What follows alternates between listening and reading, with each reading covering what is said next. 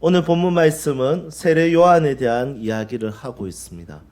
이 세례 요한에 대한 이야기를 같이 살펴볼 때 우리의 소명이 또 무엇인지 한번 알아볼 수 있는 시간이 되기를 소망합니다. 이사야서에서는 세례 요한에 대해서 이렇게 이야기합니다. 광야에 외치는 자의 소리. 여기서 외치는 이 말은 영어로 crying, 킹 제임스 버전에 보면 crying이라고 되어 있습니다. 그러니까 울부짖으며 외친다, 높은 소리로 외친다, 이런 뜻입니다.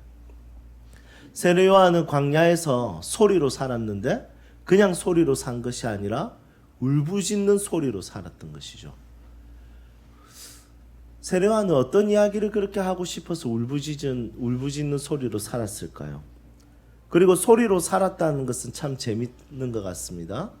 소리로 살았다는 것은 하고 싶은 이야기가 있고 메시지를 가진 자로 살았다는 것이죠.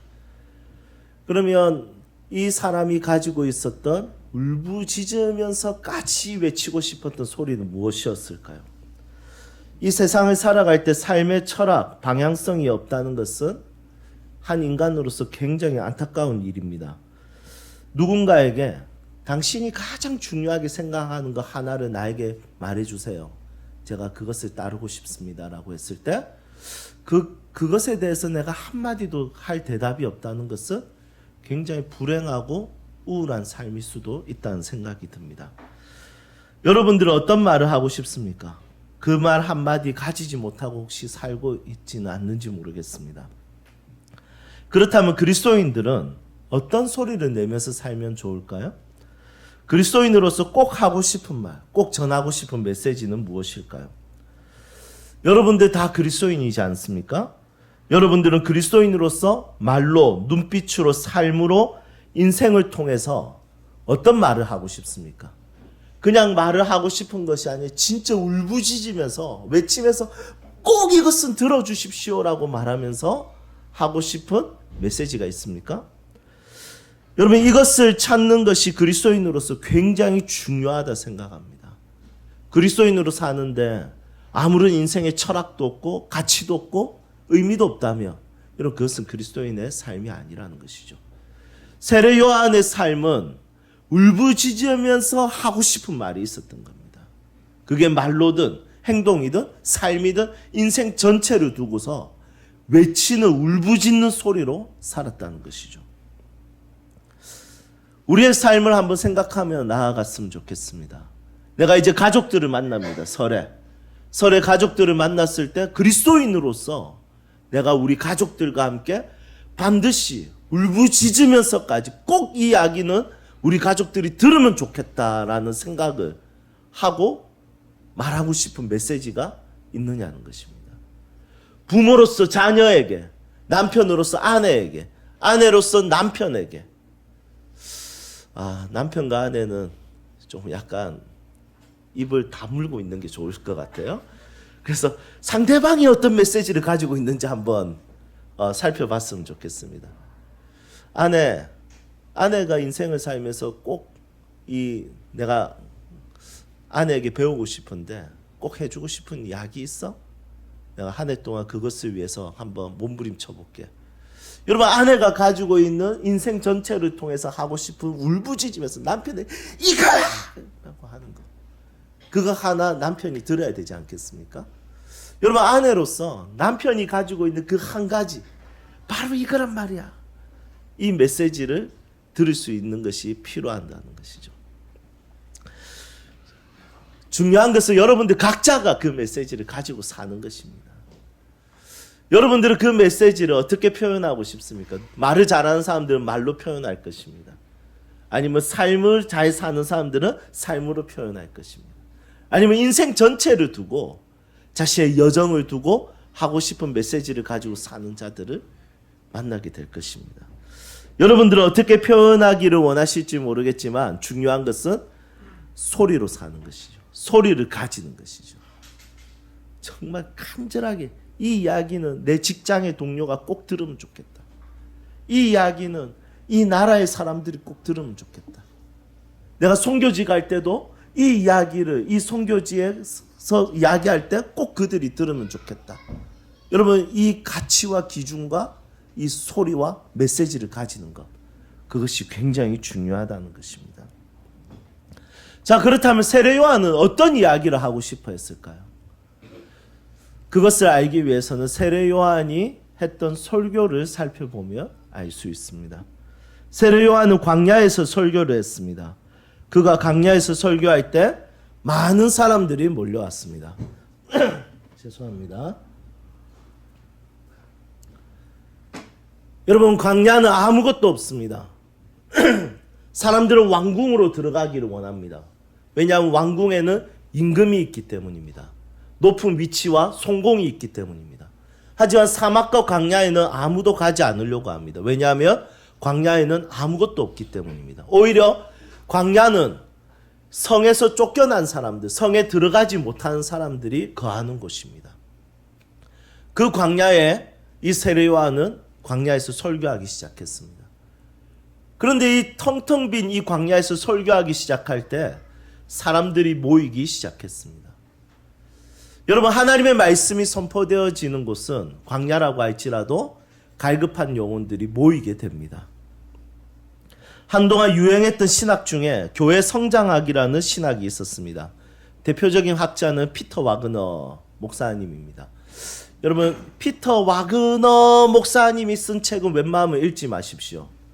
혹시 호기심으로 한 권 정도 읽어도 괜찮지만 여러분, 그렇게 썩 재밌는 유익한 책은 아닙니다.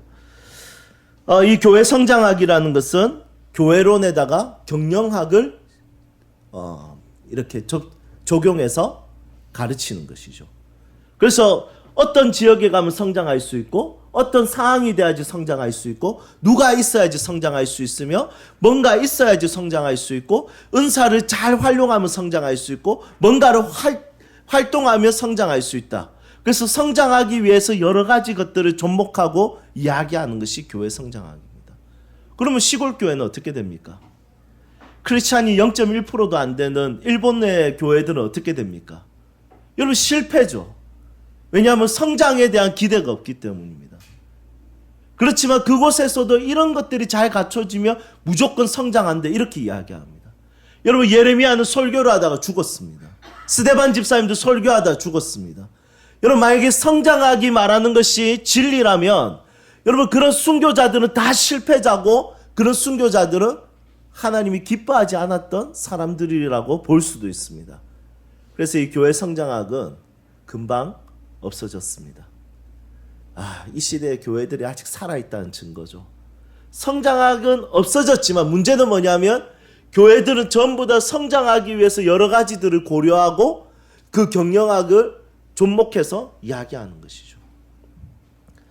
저도 자기 경영에 있어서 굉장히 공부를 많이 했습니다. 책을 엄청 읽었습니다. 읽으니까 굉장히 재밌더라고요.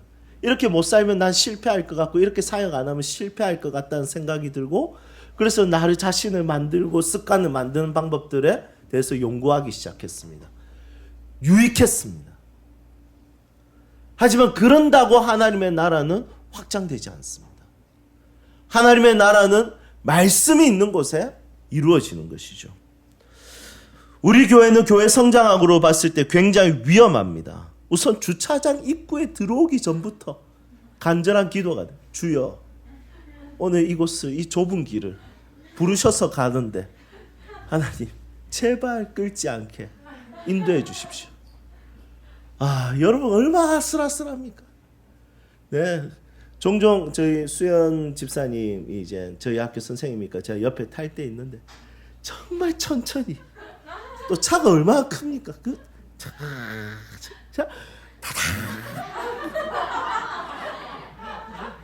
제가 충분히 이해가 됩니다. 여러분, 뭐 제 차에 아무 때 끌어가지고 그냥 이렇게 해도 되지만, 여러분, 이렇게 규모 있는 차는 이렇게 끌으면 이렇게 또 카드 끌어야 되거든요. 그러니까 이게 쉽지 않는 거예요. 그래서 차차.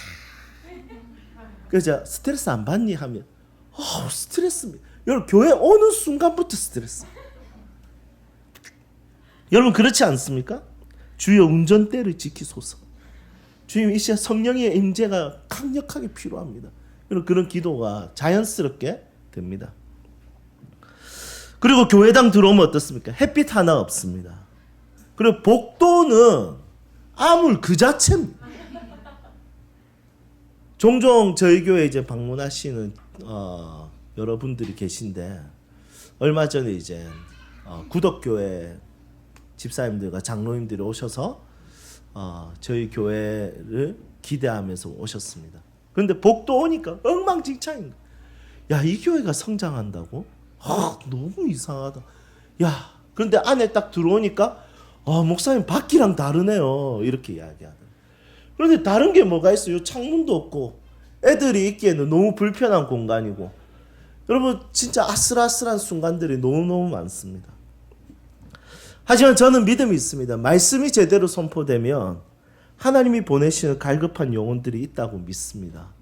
생명의 말씀이 있다면, 진리의 말씀이 있다면 하나님의 말씀을 통해서 영혼이 깨어나고 영혼이 회복되어지고 예수님 알아가는 것을 알게 된다면, 그 교회가 어디에 있든지 어떤 상태든지 무엇을 하든지 상관없이 하나님이 보내시는 사람이 있습니다. 그 사람이 한 사람이라면 그 사람을 위해서 설교하면 되는 것이고, 그 사람이 100명이면 100명을 위해서 설교하면 되는 것입니다. 숫자의 성장과 상관없이, 무엇과 상관없이 말씀이 있는 것이 굉장히 중요합니다. 여러분들의 삶이 광야 같을 수도 있습니다. 하지만 광야 같은 삶에서도 하나님의 말씀을 붙들며 삽니다. 히브리어로 미드바르, 이것이 광야라고 이야기했죠. 이 광야는 따바르라는 말씀에서 나왔습니다. 그런데 이 따바르에서 나온 또 다른 히브리어가 있어요. 그게 뭐냐면 데비르입니다. 데비르는 뭐냐면 지성소입니다. 여러분, 히브리어는 모음이 없거든요. 그래서 우리나라로 치면 디귿, 비읍, 리을 이렇게 되어 있어요. 그걸 보고 문맥으로 읽는 거예요. 그러면 이게 미드바르, 따바르, 데비르, 디귿, 비읍, 리을, 리을, 이것을 추측해서 모음을 붙여서 읽어요. 왜 그 히브리어 어려워요? 경만 조사님 지금 고생 많이 하고 있어요. 히브리어 지금 강의 듣고 계신, 하루에 4시간씩. 그 십자가의 길, 진짜 저도 몇 번 혀 깨물었었는데 쉽지 않더라고요. 여러분, 미드바르, 광야 같은 곳에 따바르 말씀이 임하면 그곳이 데비르가 되는 거예요. 그곳이 하나님이 임재하시는 지성소가 되는 것입니다. 여러분, 광야 같은 그 삶 가운데 이 광야에서 이 요한은 따바르 말씀을 전했습니다. 그리고 그곳에 데비르 지성소가 되고 사람들이 모여서 말씀을 듣기 시작했죠. 그렇다면 요한은 어떤 설교를 했을까요? 강력한 설교를 했습니다. 독사의 자식들아, 너희들 다 망한다. 지옥불에 땔감이 될 거다. 여러분, 이 설교를 그냥 막 외치는 거예요. 여러분, 독사의 자식, 어떻게 보면 참 소프트하게 욕한 것 같아요.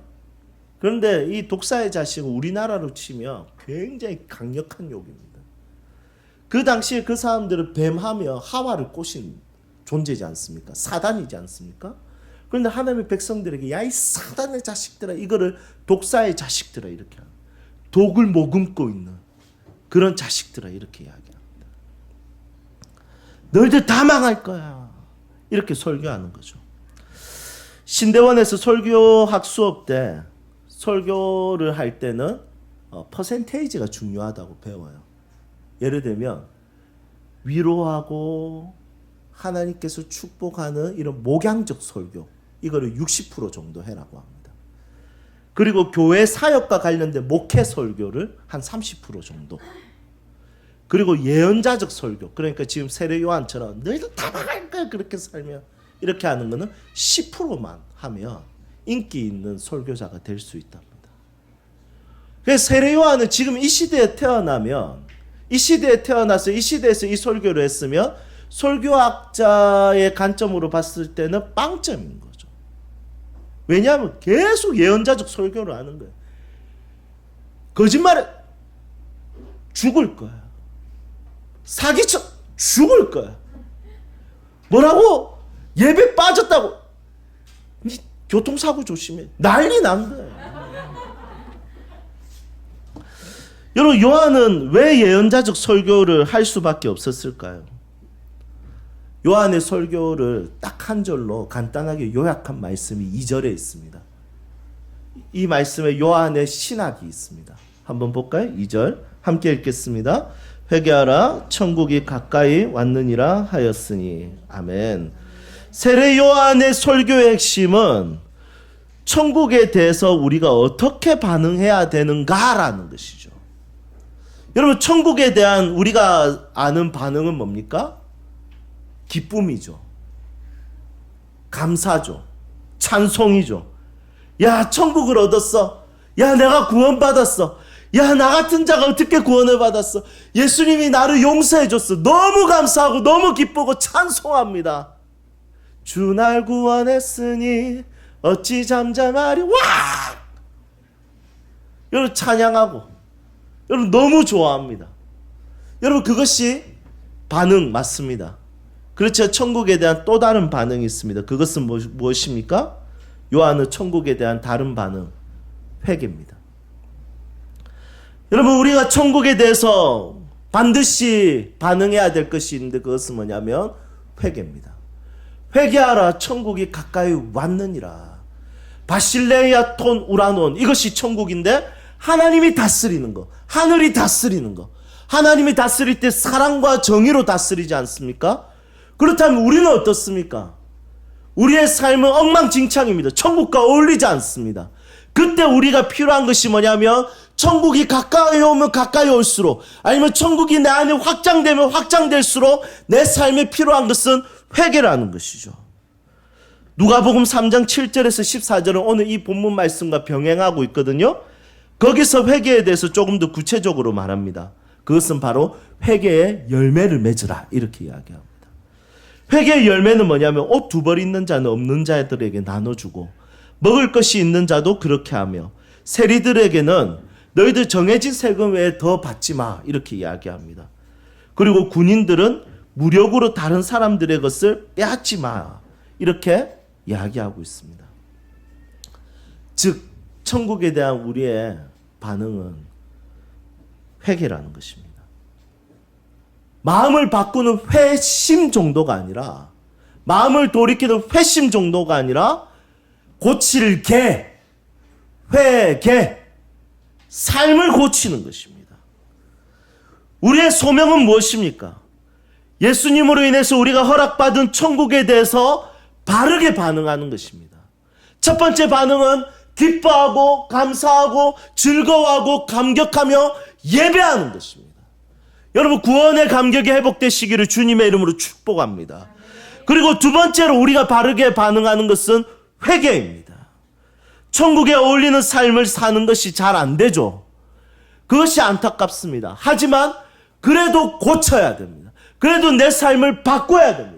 사랑과 정의이신 그분이 다스리는 세상과 어울리는 존재로 바꿔가야 되는 것이죠.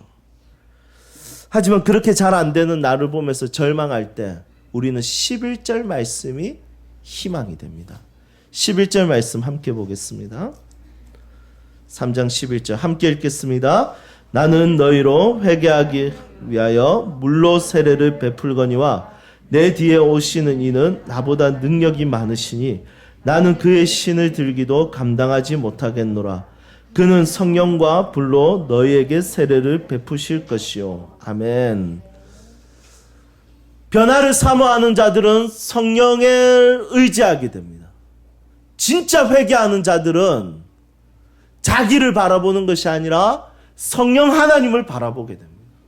나를 변화시키고 나를 바꿔가시고 나를 새롭게 하시는 그 성령 하나님을 붙들게 됩니다.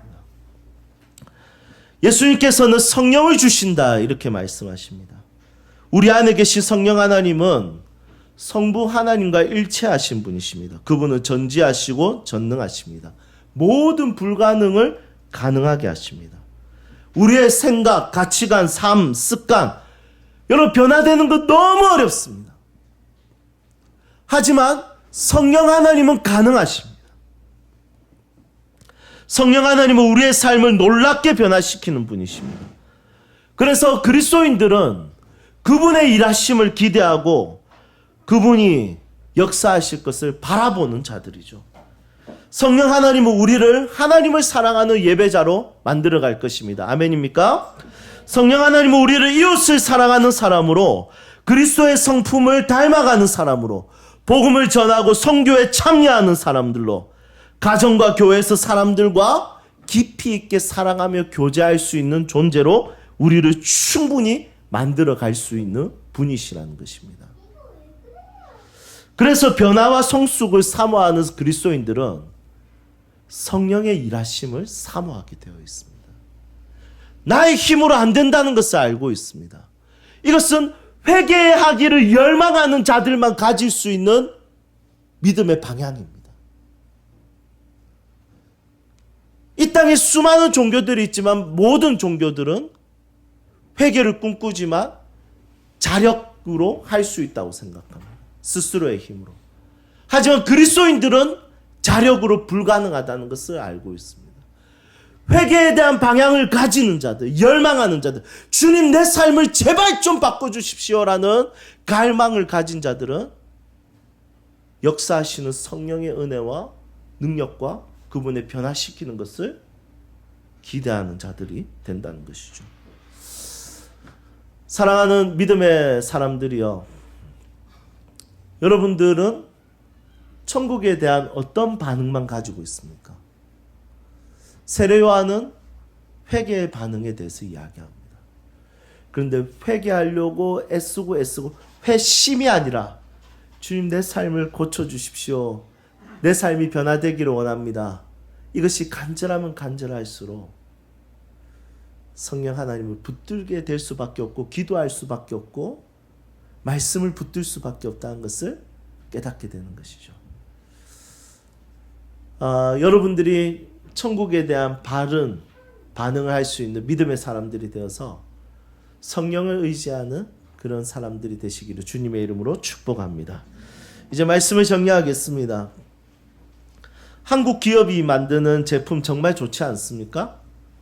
요즘 L 회사에서 나오는 제품도 너무 이쁘더라고요. 다 이쁘더라고요. 진짜 이쁘더라고요. 저희 집 냉장고도 이제 오래 쓰고 또 이리저리 해가지고 또 이사하다가 겉에도 파손되고 이래서 제가 눈여겨보고 있는 뭐 전자제품들 이렇게 또 이런 검색하면 재밌지 않습니까? 그런 거 시간 가는 줄 모르고 검색합니다. 여러분 그런 거 검색하다 보면 내 것은 아니더라도 잘 만든다, 이쁘다, 이거 괜찮네, 이런 생각들을 많이 하게 됩니다. 그리고 한국 제품을 만드는 기업들은 서비스가 너무 좋아요. AS가 2년 무료 보상 뭐 이런 거 있잖아요. 기가 막힙니다. 이 말은 2년 안으로 고장 날 수도 있다 이 말이죠.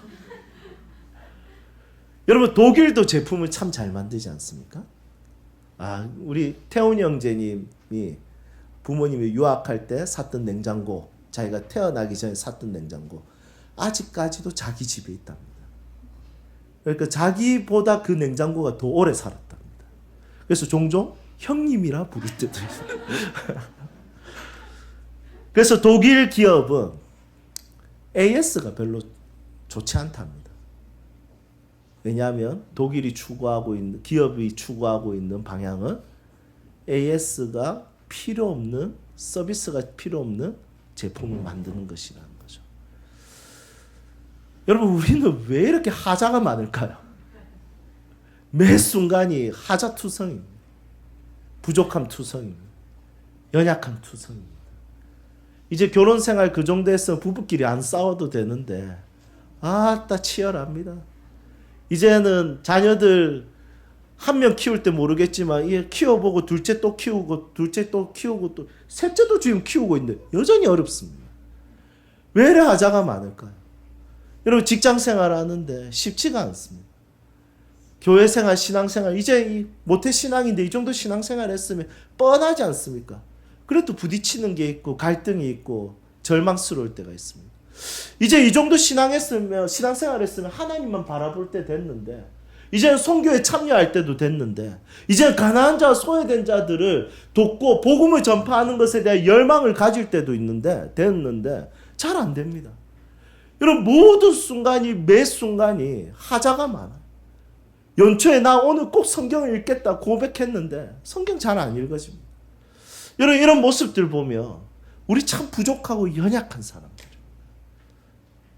이 하자 많은 우리 가운데 천국에 대한 반응을 바르게 해야 됩니다. 그저 감사합니다. 기쁩니다. 즐겁습니다. 여러분 이것으로 끝이 나는 것이 아니라 주님 하자 많은 내 인생이 참 보잘것없습니다. 주님 고치기를 원합니다. 변화되기를 원합니다. 성령 하나님 나를 도와주십시오. 그 열망이 우리에게 필요하다는 것입니다.